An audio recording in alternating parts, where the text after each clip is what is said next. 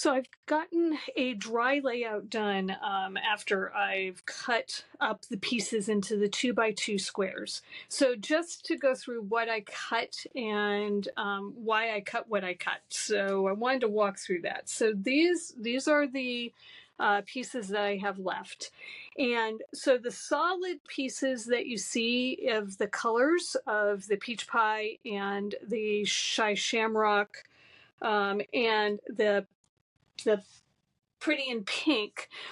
What I did is I took the envelopes and I cut off the flap of the envelopes, and then I cut those down. I took off the scallops and I cut those down, and I got my 2-inch squares. So I had to use my 2 extra envelopes for each of the colors to get my additional squares. The reason I decided to do that is scallops are not my favorite shape. I'll be honest. They aren't something I use a lot. And when I was thinking about how I might use the rest of these pieces for another layout, I knew that the scallops were going to be the hardest one to use in the in another layout. And so for me, I didn't really care if I lost the scallops and if I lost both of the flaps of these envelopes. So that's why I decided to go ahead and cut up the envelopes to create my 2x2 squares. And that's just going to go in the garbage. So I'm not even going to save it for anything. I'm going to just throw those away. Then I started laying things out, and one of the things I was thinking about doing is using this card, the front of this card. So this was the card base, and it's got that white border around it, but it's not quite a 4x6. So all the other squares are the 4x6 size, but this one is not quite a 4x6. And so I'm going to need to play around with it. So I was trying to think, okay, what could I do to work with this? And so what I decided I was going to do is I'm going to take the leaf component here that was a die cut, and I'm going to cut this in half, and I'm going to put this at the top and at the bottom to kind of hide this extra space. And then I was looking at, okay, so how am I going to put a title on this? So I am trying to not use too many extra things outside of what's in these paper pumpkins to design these, but I really needed a title, and I didn't have a way to really create a title for this using what was in the actual kits. So I pulled out my alphabet a la mode again. And this is a really narrow alphabet set. So I went ahead, I pulled that out, and I took one of the card bases. This modeled, I think this is probably crumb cake, but I'd have to look again. But this has that light texture. So I went ahead and I did the farmer's market out of the alphabet alpha a la mode. But when I laid it down sort of on the paper, it didn't quite stand out as much as I wanted it to. So I thought I would pull in this piece here and layer it as it was designed actually for the cards. I was going to just layer this, and then I'd have these leaves at the bottom and at the top framing it. And that way the letters stand up a little bit more. They stand out a little bit more because we've muted it with the vellum. The pink against the vellum. So that I'm pretty happy with. So then I took all my punch outs for the cherries and the peaches and the lemons that were part of the June kit, and I've sort of arranged them in a way that I think will, again, draw the eye. So I've got, a cluster up here on the left, a cluster down here. I'm going to have these leaves on this side. I'm going to have a cluster up here and a cluster down here.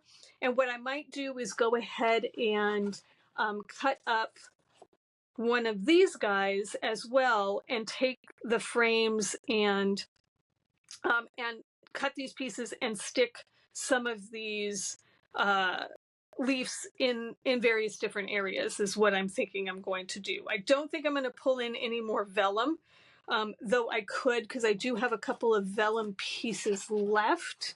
So I do have a few of these vellum pieces. I've got some of these little pieces here that I might pull in as well. So, but I think overall I've got a great balance of the two kits, being that I've got the browns that came the from the May kit, paper pumpkin kit, and I've got all of the bright colors from the June kit. And it really goes with my farmers market theme, which is actually how I thought I would use the June kit. I just felt like it was just way too many bright colors. And I wanted to make it more cohesive.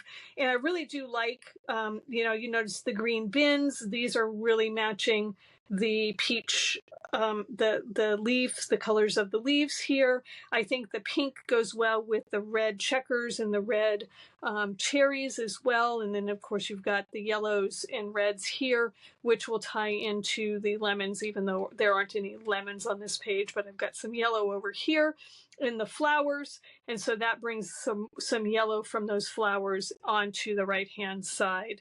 So I think I've got a really nice balance of these items, and using this sketch as part of the challenge. So now the next thing to do is I'm going to go ahead and start adhering all of these pieces on, and then doing the last bit of embellishments. So what I will do is speed this part up, because this is the not fun part, and it gets pretty boring. But then you can see me assemble all of this, and then we'll come back and do some final review of how it turned out.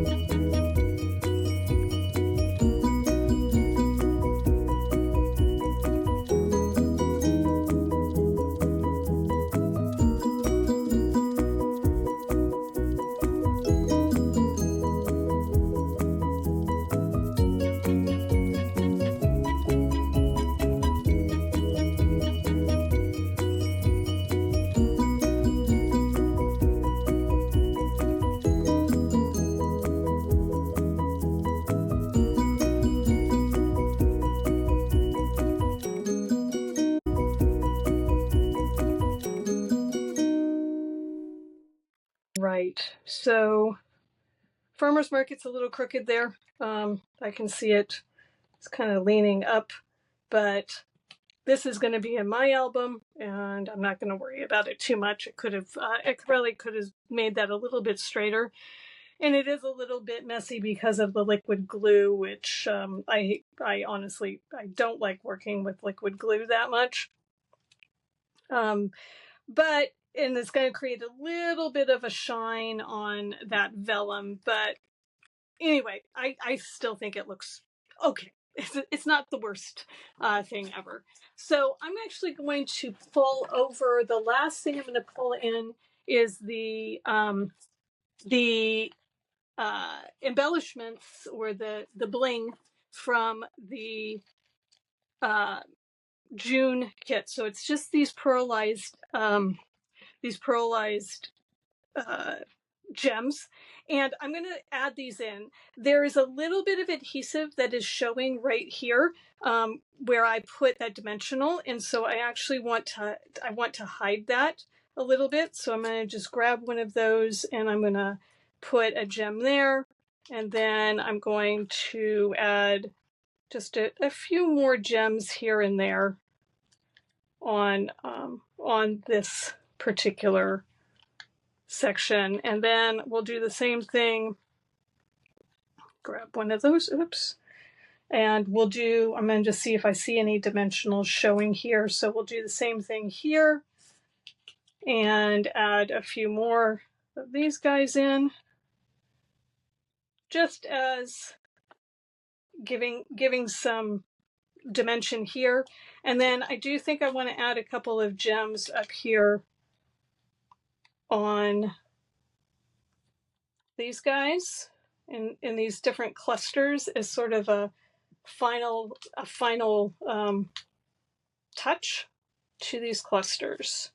And then we are pretty much done with this particular layout. And